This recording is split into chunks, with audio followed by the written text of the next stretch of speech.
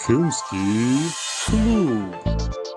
U današnjem filmskom klubu pričamo o filmu koji je predložio Marko, The Best Offer iz 2013. godine, a budući da svaki put uvod radi onaj koji je predložio film, ajde nas ti uvedi u film i reci zašto si ga izabrao, jer očito ti je bio dobar. Pa je, evo, to smo se malo prošlu epizodu dotaknuli, to je film iz 2013. i to smo ja i Matija gledali, to je bilo super, to su baš bili neki naši počeci malo ozbiljnijeg filmofilstva, možemo reći, i od onda ja mislim da ga nisam gledao, ili sam možda, znači dok je izašao 2013. možda sam brzo jako još jedan put gledao, ali znači nisam sigurno preko 10 godina i znam da mi je bilo jako dobar, da ima taj jedan twist, pa sad savršena prilika da se opet pogleda. Čitatelj je Talijan Giuseppe Tornatore i radi se o tom jednom, ne znam, koji bi naš prijevod bio, znači onaj čovjek koji dražbe vodi, ali on je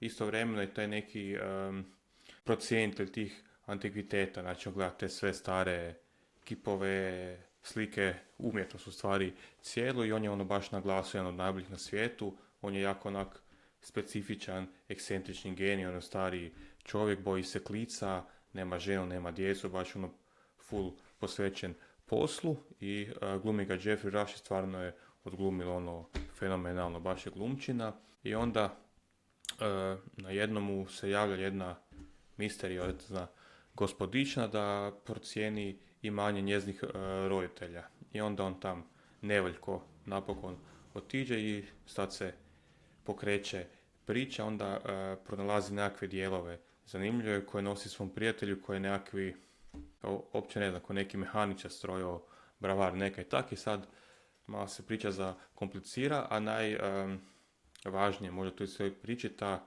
djevojka koja ga je angažirala, mi nju uopće ne vidimo jer ona ima agorofobiju, znači uopće ne izlazi iz kuće, ona je u toj kući di Jeffrey Rush lik to sve radi, ali ju nikad ne vidimo i onda on zaljubljuje se u nju, makar ni nikad vidio, tak sve i sad dalje neću ići, jer tu se malo priča okreće, ima taj jedan twist i moram reći, evo sad na drugo gledanje, mi nije toliko dobar film, ja sam znao kak završava i čak bi možda bilo bolje da nisu otišli u tom smjeru na kraju, ali i dalje mi je baš dobar film i ovdje spomenuli, ne znam se skužili, ja gledam film, pokušavam skužiti u kojem se gradu odvija, jer ta znači mehaničarska radnja možemo reći, to je ko u centru Pariza izgleda, staklena fasada i sve lik nutra šarafe. Onda druga scena, ta recimo gdje je kuća ta u koju ide mi je Engleska pak i sve. Ja sam gledao da su namjerno tak snimali u par tih većih europskih gradova, tako da kao radnja bude smiješna u Europu, ne u jedan grad. Baš je svaki taj setting je jako različit, ali opet klasično u tom europskom stilu arhitekture, ajde da sad malo pretenciozan ispadnem koliko od Jeffreya i evo, baš mi je drago da sam ga opet pogledao, nije mi ni malo žao, evo, kako sam rekao, malo mi je loši nego prvog gledanja, ali i dalje mi je baš jako dragi i poseban film. Dario, si ga ti gledao prije kad? Meni je bio on negdje u glavi, znao sam da mi nije na listi, kao ocijenjen, što znači da ga sigurno unazad ne znam koliko dugo godina nisam gledao. Sad kad sam ga ogledao, mislim da ga nisam zapravo gledao, nego da sam samo znao neke stvari o njemu. Ajde, ja ću prvi, kad sam ga još već gledao, onda me baš zanima kaj ćeš ti reći. Ajde. Ja bi se složila odmah na početku da velim Marko s tobom i meni nije bil tak dobar. Kaj možda sad malo... smo ipak malo ozbiljni, stari, sad kužimo neke stvari. Kaj najbolje, ja nisam ga, mislim da ga nikad baš nisam rewatchao. Sjećao sam se twista i to zapravo ne twista, nek sam se sjećao one, sam ću reći, prazne sobe na kraju. Tog se sjećam. Tog ulaska i toga. Pa mislim da možemo u spoilere, da u filmskom klubu smo dosta stalno ulazili u spoilere, kao jer su stariji, pa da. Tako da slobodno. Znači, sjećao sam se onog kraja dok uđe u prostoriju gdje on drži sve one svoje slike i te gluposti, dok je cijela soba odjedanput prazna, tog sam se sjećao. Ali nisam se sjećao točno uopće kaj se događa. Dok sam polagano ulazio u film, dok sam prvi put dok prvi put ženska počne pričat preko zida, onda mi je tek počela, pa da, njih dvoje budu sad tu nešto, bla, bla, bla. Da, ne znam, film drži pažnju, fakat je, postavlja jako puno pitanja, kroz cijeli film, stalno te zanima kaj će biti dalje. Jeffrey Rush je baš super, baš nije baš prelagana ova uloga, ali baš je dobro odglumio tog jednog, kako si ti rekao, čovjeka koji nema uopće nikakve veze sa nekakvom obitelji, ljubavi, romantikom i ostalim, a na kraju zapravo ulazi u taj svijet gdje mu pomaže taj njegov asistent koji glumi Jim Sturgis, koji isto super odradi tu svoju ulogu i oni skupa slažu onog robota, kako ga nazovem, to isto. Da, automaton, da. To mi isto bilo baš zanimljivo i sve to, ali ne znam, nekak mi je na kraju dok sam ga pogledao, siguran sam da mi je bil na prvu bolji. Nekak to kak si ti sad rekao, taj zapravo twist gdje mi skužimo da je zapravo ta ženska i taj lik da ga zapravo cijelo vrijeme varaju. Možda bi bilo zapravo bolje da su bar nekak možda, ne znam, raspolovili taj twist, ne znam kako da velim, da nisu baš da su ga svi ubili. Još ima znači to, sad kad možemo spoilere, on ima jednog prijatelja, da. I on je, isto ga je, i on ga je zeznuo, rade skup, ne znam, 30 godina i sve, baš su se svi pa u biti urotili. Nekako ideja je, čini mi se, kao i došla od njega. On je taj jer on ima to insajdersko znanje, sve o njemu, on je taj koji je mogao znat šta mu se ima za ukrast i na koji način se može doći do njega, a kao motiv je nekakav što ovaj nikad nije cijenio njegovu umjetnost, niti njega svačao ozbiljno kao slikara, nego više on je bio taj koji mu je pomagao u ovim njegovim prevarama. To se nisam sjećao da od prvog gledanja do sada, dok sam ga išao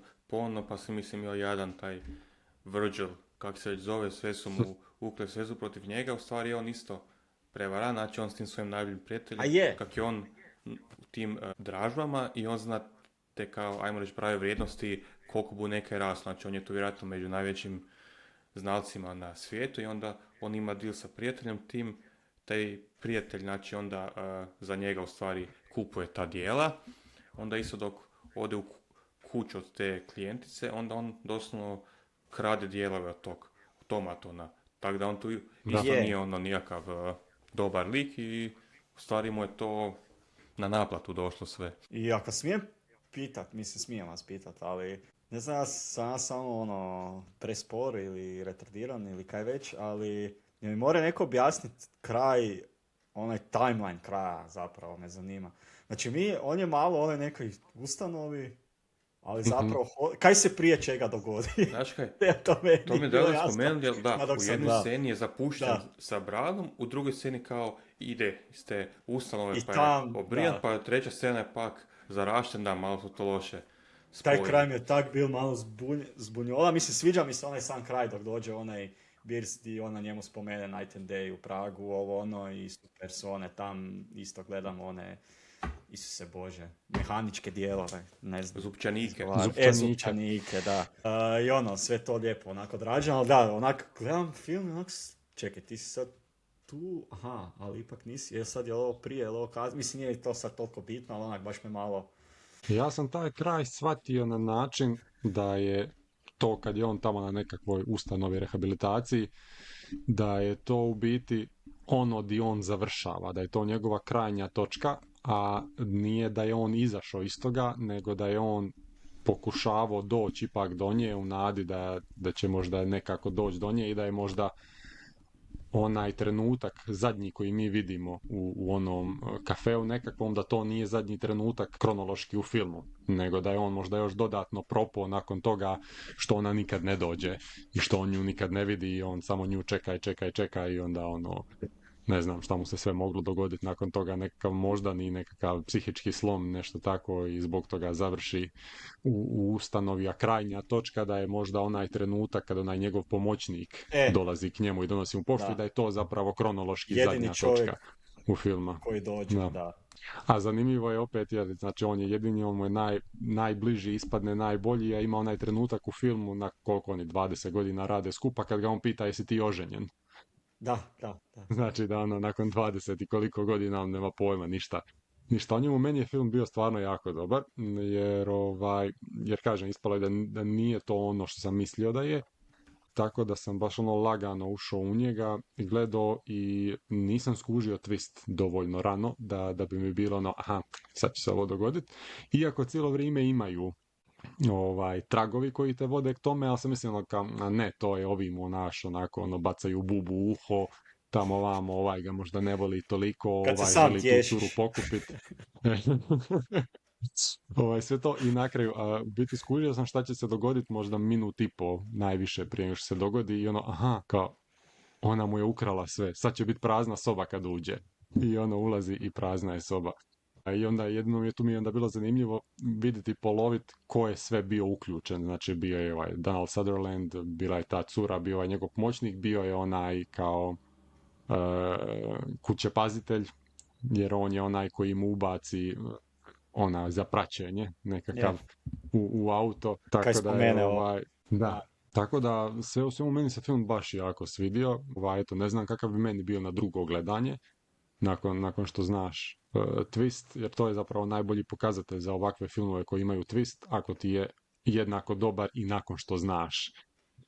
Čak Kao bi ja što su rekao recimo... da bi ti trebalo biti još bolji, možda, znaš, ono, kako su došli do tog, meni su neki takvi, ono, ne znam sad, filmi svi se, ono, 600 čulo, Fight Club, Seven, ti neki dok znaš su mi još i bolji, onda, jel, skužiš kako je to dobro napravljeno, da može biti dobar i dok znaš i dok ne znaš kako završava.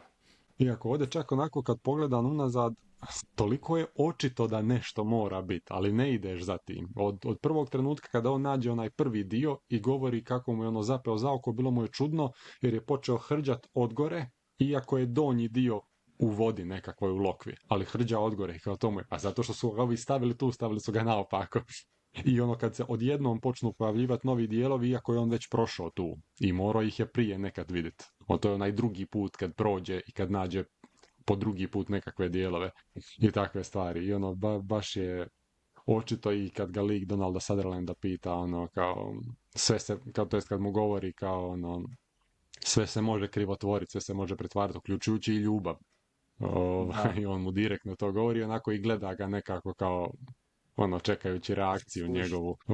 Tako da baš je jako puno tragova zapravo jednom kad znaš šta se dogodi, ali ono, tako su nekako na način razbacani da uopće ono ne želiš razmišljati o tome kao ne, nije to taj tip filma, nego samo ono, to je više kao možda za njegovu anksioznost nekakvu jer je on takav lik.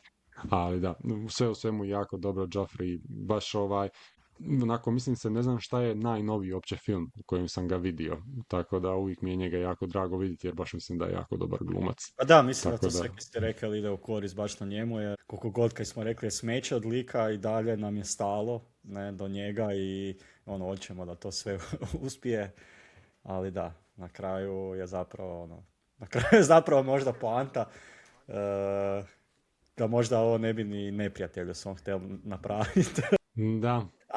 Ali dobro, da, jer stvarno ono ubiješ čovjeka, ono, guliš ga do kraja. Mislim, da, on nije pozitivac, samo što prijevara koju su njemu napravili je emocionalne prirode. Da, baš. A on je imovinske prirode radio. Ali opet ublaže malo tu negativnost njegovu, on to radi kao iz ljubavi prema umjetnosti, nije da on to sad kupuje, bude porasla vrijednost tih slika, ali onda ih ne prodaje, nego on, znači, ne znam se skužili, sve su slike treti žena. I ono vidiš da ga to zanima, skuplja to, onda dok nađe ono u prvoj onoj kući kao nekakvu sliku, ono, spaljena, pljesnjava sve, ali ju mora on imati, obnoviti, ono vidiš da kao baš to vole, ali opet to su grdi novci u pitanju, tak da zločko i oni dalje. Da, ima i ona scena dok sa onom slikom od... Di ona veli kao da je to njezina mama na slici i onda se kasnije nešto opet dotaknu te slike i onda ona pogleda tu sliku i točno se vidi onak da nema pojma o čemu uopće on priča. Onak. Mislim, meni je to bilo jasno jer velim, rivočal sam, ali da, onak, ima baš tih mrvica koje ostavi redatelj da se može poloviti. I to je i on postane opsjednut i tom slikom, iako to nije direktno rečeno kroz film, zato što je to majka navodno od žene koja se njemu sviđa i na kraju postane mu toliko važna slika od lika kojem je on cijelo vrijeme govorio da on nikad neće biti umjetnik i da njegove slike nisu umjetnost. Jer to je nasliko lik Donalda Sutherlanda. Tako da je i to zanimljivo u svemu tome. Preporuke u svakom slučaju za film, a ako niste gledali, iako vam ne smetaju spoileri koje smo vam sad već rekli, ali nekako lakše nam je ovaj dio filmskog kluba bar odraditi na taj način. Sad je mene red, je li? Je. Nisam znao šta bi, razmišljao sam i onda mi je iskočilo, ne znam je li na TikToku Filmopedije ili na Instagramu sam naletio, odnosno na Reelsima, na jedan film i rekao, ajde ovaj ću izabrat. Traje manje od 2 sata, ima jednog fantastičnog glumca, i nisam ga nikad gledao, to jest ima 2 fantastična glumca u biti, ali mislim na Sidneya Poitiera. To je film Guess Who's Coming to Dinner, odnosno Pogoditi tko dolazi na večeru iz 1967. Vidio sam jedan klip sa kraja filma, zapravo praktički sad znam kako završava, ali mi je svejedno bilo jako zanimljivo i želim ga pogledati cijeloga, tako da evo, to gledamo iduće.